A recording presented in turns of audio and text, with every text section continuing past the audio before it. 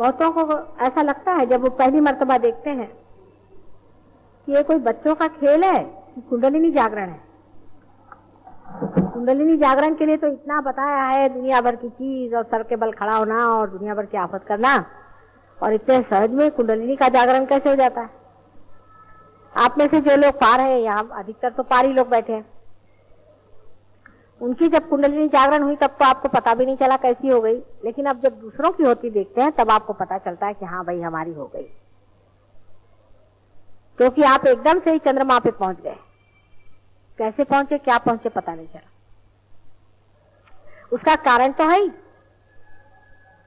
और उसका उद्देश्य भी है। फलीभूत होने का समय जब आता है तभी फल लगते हैं,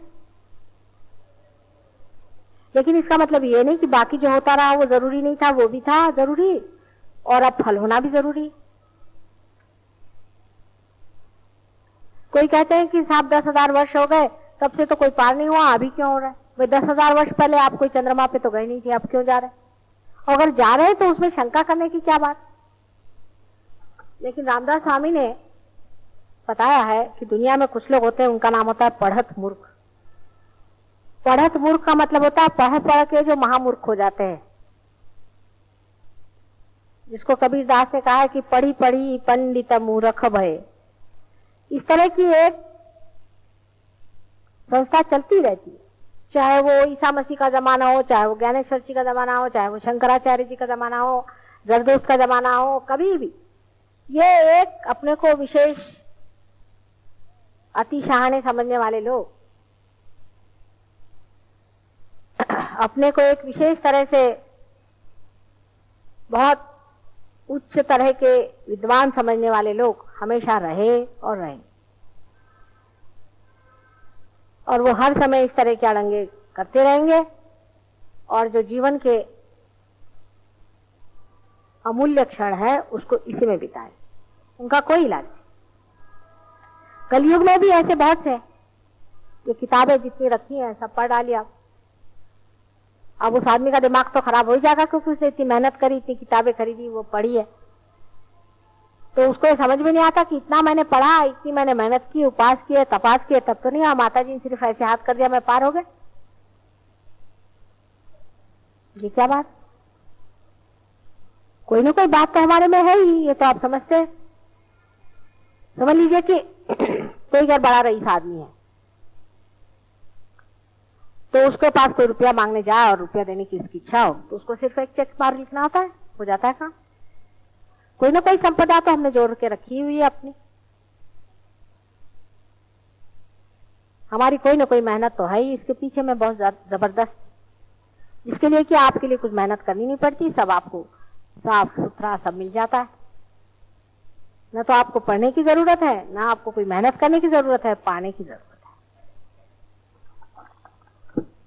लेकिन एक बात जरूर कि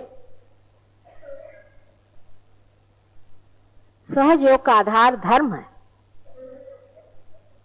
धर्म का मतलब जो बाह्य में हम जिसको हिंदू मुसलमान आदि कहते हैं वो नहीं, धर्म का मतलब है मनुष्य का धर्म, मानवता का धर्म। अब मानवता का धर्म भी बहुत से लोग उसका अर्थ लगाते हैं कि दूसरों की सेवा करना, दूसरों को पैसा देना।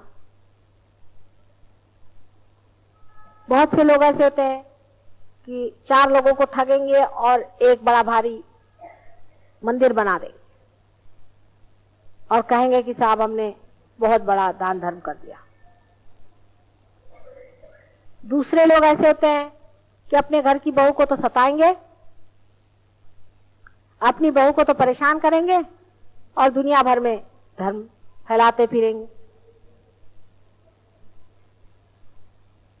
तीसरे लोग ऐसे होते हैं कि अपना सर मुड़ाएंगे, कि अपना ऊपर से गेरुए वस्त्र पहनेंगे, चोगे पहनेंगे और सब दूर भगवान का नाम चिल्लाते फिरेंगे।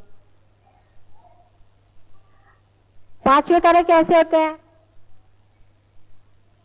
कि वो सोचते हैं कि हम बड़े धार्मिक हैं और दूसरे सारे अधार्मिक हैं, तो उनको नीचे गिराते फिरेंगे। धर्म की व्यवस्था हमारे अंदर बनी हुई पहले ही से। मनुष्य धर्म में ही पैदा होता है और जब वो उस धर्म के विरोध में चलता है तभी उसका पतन हो जाता है और वो सहयोग के लिए इतना उपयोगी नहीं होता। इसीलिए कुछ लोग पार नहीं होते, कुछ लोग पार होते हैं। कुछ लोग रुक जाते हैं, कुछ लोग जल्दी से पार हो जाते हैं। पहले अपने धर्म ठीक बांधने चाहिए। पर सारे धर्मों का सार एक ही है, प्रेम तत्व। प्रेम तत्व अगर आपके अंदर है, अगर प्रेम तत्व से आप परिपूर्ण है, प्रेम तत्व का आपके अंदर तत्व है और उसके आपके अंदर में पूर्णतया प्रभाव है, आपके जीवन में उतरा हुआ है, तो इससे बढ़ के मनुष्य का धर्म और कोई नहीं। लेकिन प्रेम का मतलब ये नहीं होता कि आप उसकी कोई जाहिरात लगाते फिरें कि यहां बताएं कि एडवर्टाइज करें कि हम बड़े प्रेमी हैं और हमने इतने उपकार दुनिया पे किए और हम बड़े देश प्रेमी हैं और हम बड़े मातृ प्रेमी हैं। ये एक अंदर का धर्म अपना होता है। राम के जीवन में आपने देखा है कि भीली ने उनको बेर दिए। आप लोग सहयोग में जानते हैं कि हर एक खाने को आप वाइब्रेट करके खाते हैं। जब तक वो वाइब्रेट नहीं हुआ आप खाते नहीं हैं। उस पर जब तक ग्रेस नहीं उतरती आप उसे लेते नहीं। लेकिन रामचंद्र जी ने भीलनी के बेर ऐसे ही खा लिए। भीलनी ने अपने दांत उसमें लगाए थे, एक एक बेर को चख के देखा था। सब झूठे बेर को रामचंद्र जी ने अपने सर आंखों पे लगा के खा लिया। इसका कारण यह है कि भीलनी प्रेम से परिपूर्ण थी। परमेश्वर के प्रति जो उसको प्रेम था, निष्कपट, निश्चल, पूर्णतया।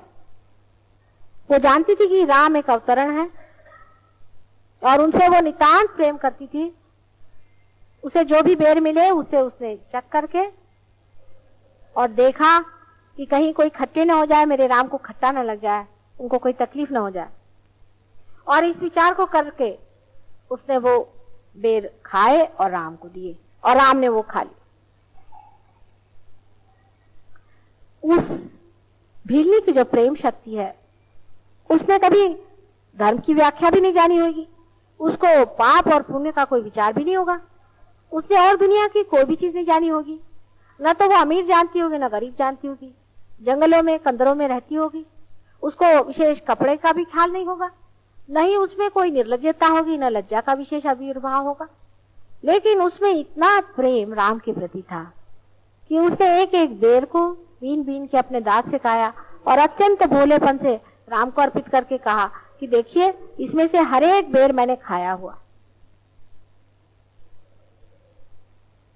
जब मनुष्य प्रेम में उतरता है तब वो निष्कपट होते जाता है, निष्कलंक होते जाता है। प्रेम एक बड़ी भारी साधना है, वो की नहीं जाती, वो हो जाती है। प्रेम का धर्म जब तक आप में जगेगा नहीं, आपका सहयोग टिक नहीं सकता। हमारे बहुत से सहयोगी हैं, बताते हैं हम एक एक घंटा माता जी ध्यान में बैठते हैं। बैठिए,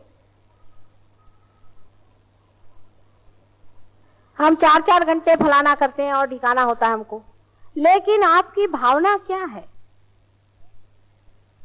जब आपको परमात्मा के प्रति प्रेम उभरता है, जब आप परमात्मा को लीन होकर के प्रेम करते हैं, तब उसके बनाए इस सारी सृष्टि को, उसके बनाए हुए हर एक प्राणी मात्र को, सबको आप पूरी हृदय से प्यार करते।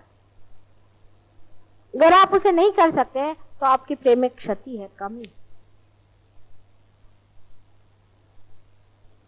जब हम दूसरों को लेक्चर देते हैं और उनसे कहते हैं कि तुमको ऐसा नहीं करना चाहिए, तुमको वैसा नहीं करना चाहिए, तुमने ऐसा क्यों किया, उनको ऐसा नहीं कहना चाहिए था, तब हम ये नहीं जानते हैं कि हमने इस आदमी से जो कहा है वो क्या प्रेम में कहा है। अगर आप अतिशय प्रेम से किसी से कोई काम कहें या बात कहें, उसे बुरा नहीं लगता।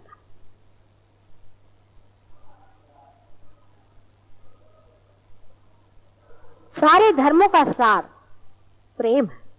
परमेश्वर साक्षात प्रेम है। सहयोग में प्रेम ही संपूर्ण है, प्रेम के सिवाय और कुछ नहीं। उसमें त्याग अपने आप हो जाता है। उसको कोई भी चीज त्यागते हुए विचार ही नहीं आता दूसरा, क्योंकि प्रेम की शक्ति त्याग को करवा देती है।